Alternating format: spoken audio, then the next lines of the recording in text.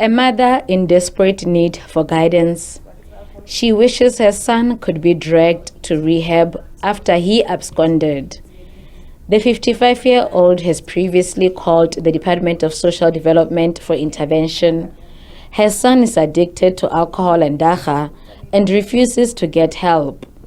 The 32-year-old student was supposed to undergo rehab for 6 weeks, but that didn't last. We completed the first week. On the second week, he decided to discharge himself. He didn't want to listen to anyone. The officials tried to speak with him. They called me.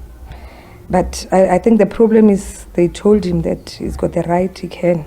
If he wants to go, he can go. I felt very disappointed because I don't understand how. If you are an addict, how can government say you can? Why are they giving them so much rights? Because they need help. Anna Fran's son is addicted to alcohol. The 32-year-old recently came out of rehab. She discovered her son's addiction 3 years ago. He once removed the trip and discharged himself from the hospital. When we met the social worker, we could hear that he was absconded, although he couldn't say that to me. Instead, he could lie. Actually, they are liars. I used to cry a lot, feeling suicidal because of my son's actions. It was extremely painful.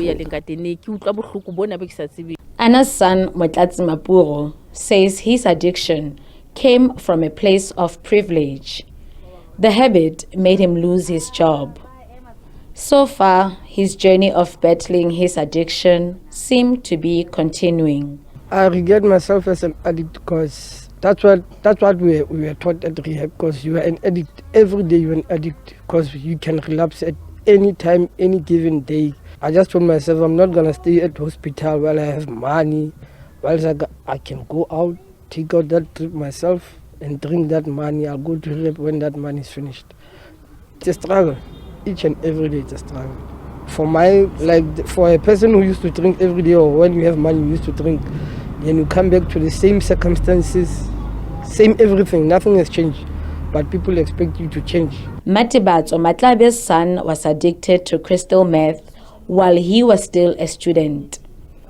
The 32-year-old was aggressive, impatient, and short-tempered. He used to steal valuable things from the house to sell just to get a fix.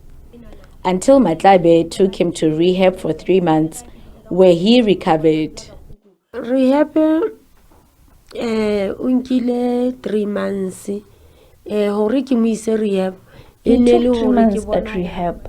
The reason why I took him there is because the community started taking him as someone they could kill at any time. I would advise those parents who are in the same situation I used to be in that they should not give up and should take their time to talk to them about the help they need, although they won't agree from the onset.